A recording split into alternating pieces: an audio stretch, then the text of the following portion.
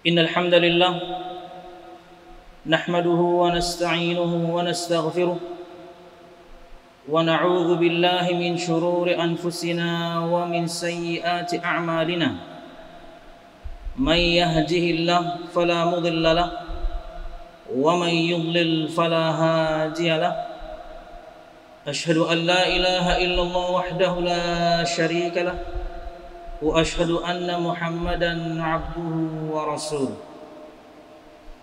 قال الله تعالى في القرآن الكريم: أعوذ بالله من الشيطان الرجيم. يا أيها الذين آمنوا اتقوا الله حق تقاته ولا تموتن إلا وأنتم مسلمون. يا أيها الناس اتقوا ربكم الذي خلقكم من نفس واحدة وخلق منها زوجها وبث منهما رجالا كثيرا ونساء واتقوا الله الذي تساءلون به والأرحام إن الله كان عليكم رقيبا. يا أيها الذين آمنوا اتقوا الله وقولوا قولا سديدا يصلح لكم أعمالكم ويغفر لكم ذنوبكم ومن يطع الله ورسوله فقد فاز فوزا عظيما. فإن أصدق الحديث كتاب الله وخير الهدي هدي محمد صلى الله عليه وسلم وشر الأمور محدثاتها فإن كل محدثة بدعة وكل بدعة ضلالة وكل ضلالة في النار. أما بعد. Jamaah Jumat rahimakumullah, alhamdulillah, segala puji dan syukur marilah kita haturkan kepada Allah Subhanahu wa ta'ala. Kemudian salawat serta salam semoga selalu tercurahkan kepada junjungan besar Nabi kita Muhammad sallallahu alaihi wasallam, juga beserta para sahabatnya, keluarganya, dan segenap kaum muslimin yang selalu istiqamah berpegang teguh dengan Islam sampai hari kiamat kelak. Jamaah Jumat rahimakumullah, di antara cara kita mengesahkan Allah Subhanahu wa ta'ala adalah kita harus mengetahui bahwasanya Allah Subhanahu wa ta'ala tidak disembah kecuali dengan cara yang Allah Subhanahu wa ta'ala inginkan. Ini prinsip dalam agama Islam. La yu'badullahu illa bima syara'ahu fi kitabih aw ala lisani rasulih Muhammad sallallahu alaihi wasallam. Allah tidak disembah kecuali dengan syariatnya dalam Al-Quran dan Nabi Muhammad sallallahu alaihi wasallam dalam Al-Hadith. Allah Subhanahu wa ta'ala mengutus para rasulnya dan menurunkan kepada mereka kitab-kitabnya dengan tujuan yang sama, yaitu agar Allah Subhanahu wa ta'ala disembah satu-satunya dan tiada sekutu bagi Allah Subhanahu wa ta'ala, dan agar Allah Subhanahu wa ta'ala disembah dengan syariatnya yang ada dalam Al-Quran atau Nabi Muhammad sallallahu alaihi wasallam dalam Al-Hadith, bukan dengan cara yang diinginkan manusia, bukan dengan cara-cara yang dibuat-buat oleh manusia. Allah disembah dengan cara yang Allah mau. Nabi Muhammad sallallahu alaihi wasallam telah menerangkannya semuanya kepada kita. Dalam Al-Quran surah Al-Hasyr ayat 7 Allah Subhanahu wa ta'ala berfirman: "Wa ma ataakumur rasulu fakhudhuhu wa ma nahakum anhu fantahu." Segala yang datang kepada kalian dari Rasul kalian Muhammad sallallahu alaihi wasallam, maksudnya perintah, maka ambillah, lakukan, praktekkan. Dan segala larangan dari Nabi kalian Muhammad sallallahu alaihi wasallam, maka tinggalkanlah, berhenti, stop. Juga dalam surah An-Nisa ayat 64 Allah Subhanahu wa ta'ala berfirman: "Wa ma arsalna mir rasulin illa liyuta'a biiznillah." Dan tidaklah kami mengutus seorang rasul kecuali untuk ditaati dengan izin Allah Subhanahu wa ta'ala. Maka menyembah Allah Subhanahu wa taala, mengesahkan Allah Subhanahu wa taala itu dengan cara yang Allah inginkan. Baik itu telah Allah Subhanahu wa taala terangkan dalam Al-Qur'an atau Nabi Muhammad sallallahu alaihi wasallam dalam Al-Hadits. Karena Allah Subhanahu wa taala sesungguhnya tidaklah mengutus para rasul ini, di antaranya Nabi kita yang mulia Muhammad sallallahu alaihi wasallam, kecuali untuk menerangkan kepada kita segala sesuatu yang Allah cintai, yang dengannya kita menyembah Allah, yang dengannya kita mendekatkan diri kepada Allah. Makanya tidak ada yang terlewat dari perintah kecuali Nabi Muhammad sudah memerintahkannya, dan tidak ada satu larangan pun kecuali Nabi Muhammad sallallahu alaihi wasallam sudah melarangnya. Dalam sebuah riwayat dikeluarkan oleh Imam Al-Hakim, kata Nabi Muhammad sallallahu alaihi wasallam, "Laisa min 'amalin yuqarribu ila al-jannah illa qad amartukum bih, wa la 'amalin yuqarribu ila an-nari illa qad nahaitukum anhu." Tidak ada satu amal pun yang akan mendekatkan kalian kepada Allah Subhanahu wa taala kecuali aku sudah perintahkan, dan tidak ada satu amal pun yang akan mendekatkan kalian kepada neraka Allah Subhanahu wa taala kecuali aku sudah larang. Jamaah Jumat rahimakumullah, dan kita tahu Allah Subhanahu wa taala tidak mewafatkan Nabi Muhammad sallallahu alaihi wasallam hingga Allah Subhanahu wa taala menyempurnakan agamanya. Nabi Muhammad tidak wafat sampai Allah menyempurnakan agamanya melalui lisan Nabi kita Muhammad sallallahu alaihi wasallam. Nabi Muhammad telah terangkan kepada kita syarat Islam ini lengkap. Beliau tidak wafat sampai lengkap. Artinya Islam ini sudah lengkap bahkan Nabi Muhammad kala itu masih hidup. Dalam surah Al-Maidah ayat 3 Allah Subhanahu wa taala berfirman, "Al-yawma akmaltu lakum dinakum wa atmamtu 'alaikum ni'mati wa raditu lakumul Islam dinan." Hari ini aku sempurnakan untuk kalian agama kalian. Aku cukupkan untuk kalian nikmatku dan aku ridha Islam sebagai agama kalian. Maka barang siapa di antara kita ingin mendapatkan hidayah Allah Subhanahu wa taala di dunia, ingin mendapatkan kebahagiaan kelak nanti di akhirat, ikuti Nabi Muhammad sallallahu alaihi wasallam. Tidak perlu kemudian kita menambah-nambah, na'udzubillah, apalagi mengurangi dari syariat yang telah Nabi Muhammad sallallahu alaihi wasallam ajarkan, karena sudah lengkap. Nabi Muhammad tidak menerangkan pada kita kecuali semuanya.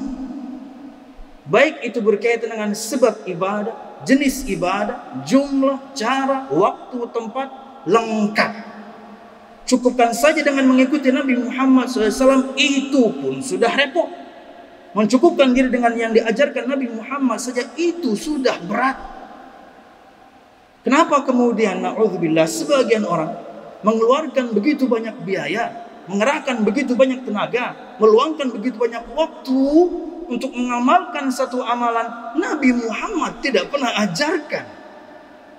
Habis waktu Anda, habis uang Anda, terkuras tenaga Anda untuk satu amalan, diterima pun tidak. Nabi Muhammad sudah mewanti-wanti. Nabi Muhammad sudah memberikan peringatan yang keras kepada siapapun di antara kita kaum muslimin, agar kita tidak mengada-ada dalam syariat yang beliau bawa sallallahu alaihi wasallam.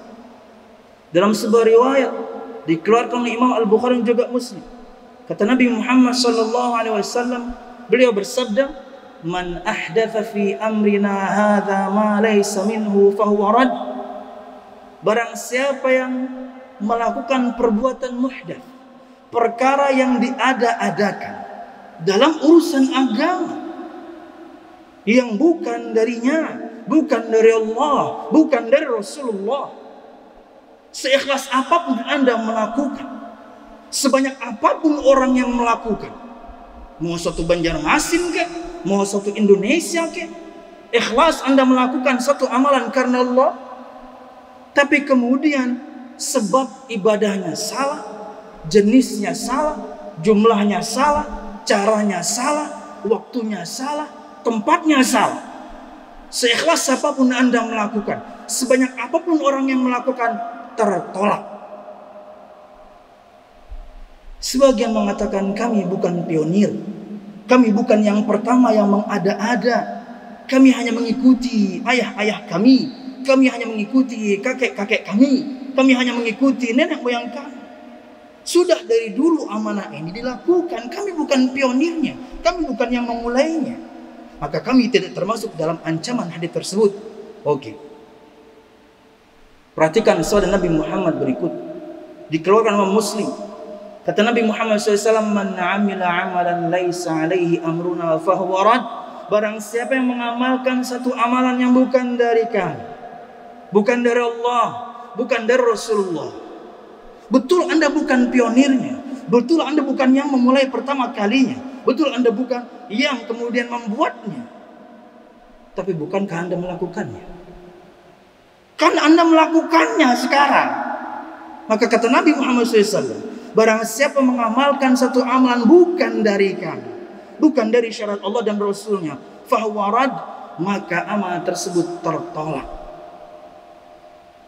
Dua hadis ini cukup sebagai dalil yang sangat tegas, jelas akan ditolaknya semua amal yang dilakukan tidak sesuai dengan tuntunan Nabi Muhammad sallallahu alaihi wasallam. Nabi Muhammad sudah berikan kita sinyal dari dulu bahwasanya hal-hal yang seperti ini betul-betul akan terjadi, tapi Nabi Muhammad pun berikan tips kepada kita untuk bisa keluar darinya. Dalam hadis dikeluarkan oleh Imam Ahmad, kata beliau sallallahu alaihi wasallam, "Fa innahu man ya'ish minkum fasayara ikhtilafan katsira. Fa'alaikum bisunnati wa sunnatil khulafa al-mahdiyyin ar-rasyidin. Tamassaku biha wa 'addu 'alaiha bin nawajidh wa iyyakum wa muhdatsatil umur fa inna kulla muhdatsatin bid'ah wa kulla bid'atin dhalalah." Sesungguhnya barang siapa yang hidup di antara kalian, dia akan mendapatkan begitu banyak perselisihan. Dan sekarang sedang terjadi di antara dalil kenabian Nabi kita Muhammad, di antara dalil kerasulan Rasul kita Muhammad yang beliau sabdakan terjadi. Tapi Nabi Muhammad SAW berikan kepada kita tips jalan keluar dari semua perselisihan yang begitu banyak ini. Kata beliau SAW, "Alaikum bisunnati." Berpegang teguhlah kalian dengan sunnahku dan sunnah para khulafa ar-rasyidin yang telah diberikan hidayah setelahku. Berpegang teguhlah kalian dengannya dan gigitlah ia dengan gigi-gigi geraham kalian. Dan jauhilah kalian semuanya dari perkara yang diada-adakan dalam urusan agama, karena segala perkara yang baru dan urusan agama adalah bid'ah, dan semua bid'ah adalah sesat.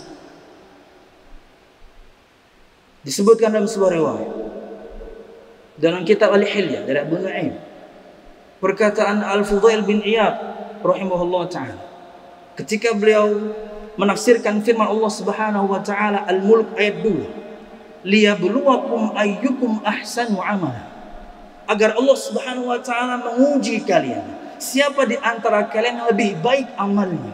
Apa kata beliau rahimahullah? Akhlasahu wa aswabahu. Siapa di antara kalian yang lebih ikhlas? Siapa di antara kalian yang lebih benar? Kata beliau, amal itu jika dilakukan ikhlas karena Allah tapi salah, ikhlas karena Allah tapi tidak benar, ikhlas karena Allah tapi tuntunannya salah, tidak sesuai dengan yang diajarkan Nabi Muhammad SAW, tertolak. Sebaliknya, jika satu amal benar dia, sesuai dia tuntunannya melalui Nabi kita Muhammad SAW, sebabnya benar, jenisnya, jumlahnya, caranya, waktunya, tempatnya, benar semuanya, tapi dia melakukannya riya, dia melakukannya karena ingin dilihat orang, salah, tertolak.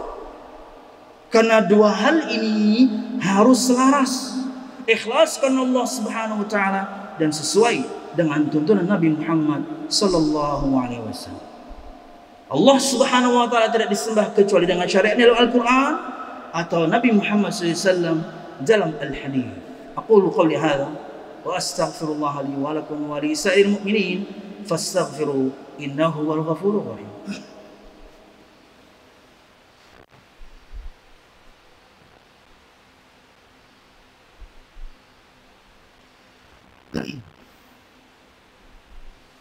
Alhamdulillah, alhamdulillahilladzi hadana li hadza wa ma kunna linahtadiya laula an hadana Allah. Wassalatu wassalamu ala asyrafil anbiya wal mursalin Muhammad sallallahu alaihi wasallam wa ala alihi wa ashabihi ajma'in. Alladzi haraba al-batil wa ayyada al-haq wa tamasa ar-radha'il wa ahya al-fadha'il wa tammama makarim al-akhlaq wa hada an-nasa ila siratil mustaqim siratal ladzina an'ama Allahu 'alaihim minan nabiyyin was-siddiqin wasyuhada'i was-salihin wa hasuna ulaika rafiqa. Hadirin jamaah Jumat dan juga ayyuhat talabah rahimakumullah. Hari ini disebutkan adalah hari raya Imlek.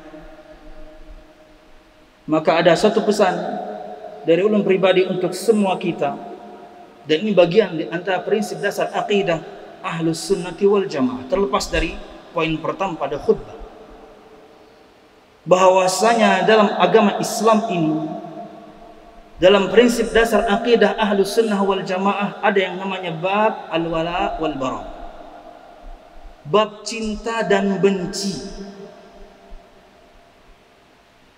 Cinta karena Allah, benci pun karena Allah.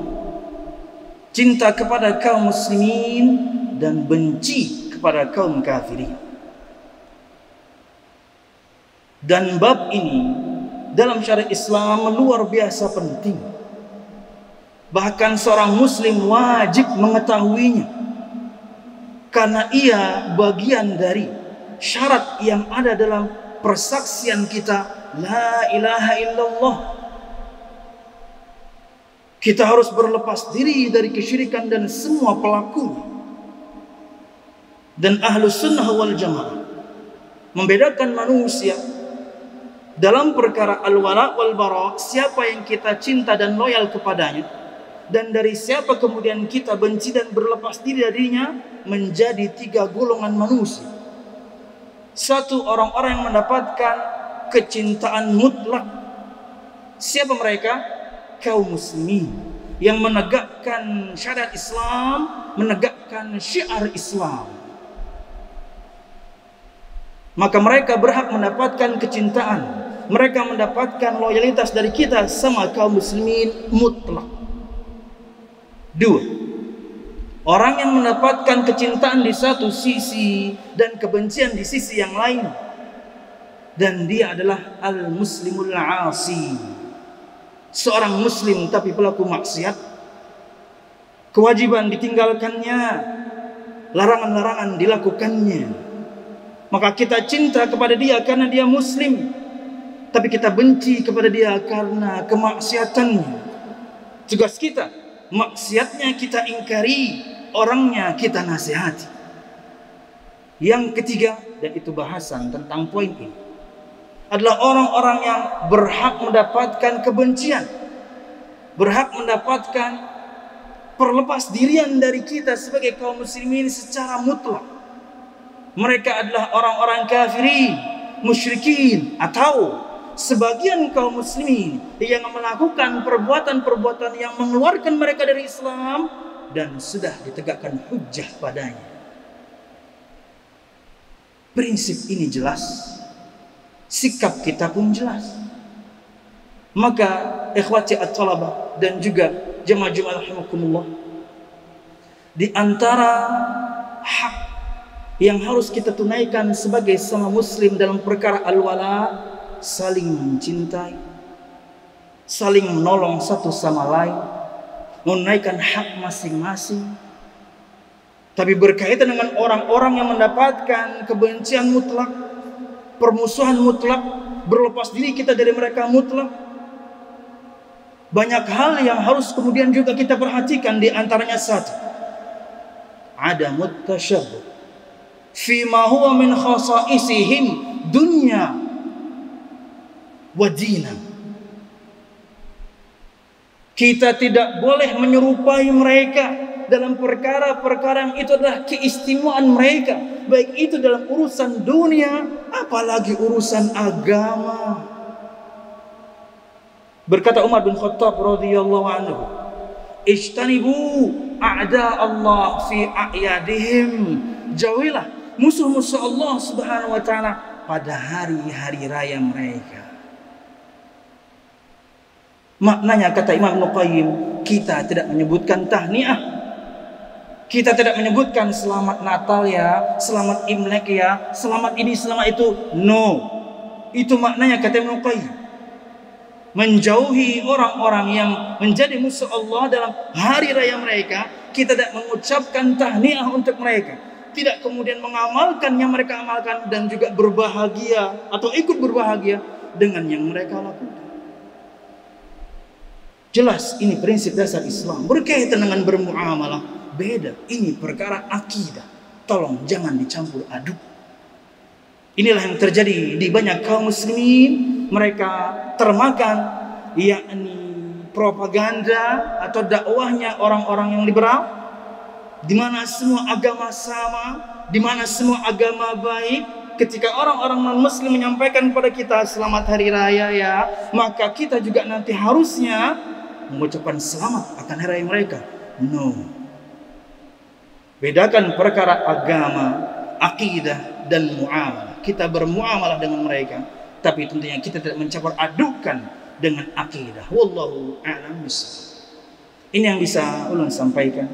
Mudah-mudahan bermanfaat. Salah dan khilaf ulun. Allahumma aqsim lana min khasyatika ma tahulu bihi bainana wa baina ma'siyatik, wa min ta'atika ma tuballighuna bihi jannatak, wa min al-yaqini ma tuhawwinu bihi 'alaina masa'ibad dunya. ومتعنا الله بأسماعنا وأبصارنا وقواتنا أبدا ما أحييتنا واجعله الوارث منا واجعل ثأرنا على من ظلمنا يا أرحم الراحمين. ربنا هب لنا من أزواجنا وذرياتنا قرة أعين واجعلنا للمتقين إماما. ربنا لا تزغ قلوبنا بعد إذ هديتنا وهب لنا من لدنك رحمة إنك أنت الوهاب. اللهم إنا نسألك حسن الخاتمة ونعوذ بك من سوء الخاتمة يا أرحم الراحمين. اللهم إنا نسألك الجنة وما قرب إليها من قول أو عمل ونعوذ بك من النار وما قرب إليها من قول أو عمل. ربنا آتنا في الدنيا حسنة وفي الآخرة حسنة وقنا عذاب النار. سبحان ربك رب العزة عما يصفون وسلام على المرسلين والحمد لله رب العالمين. أقم الصلاة.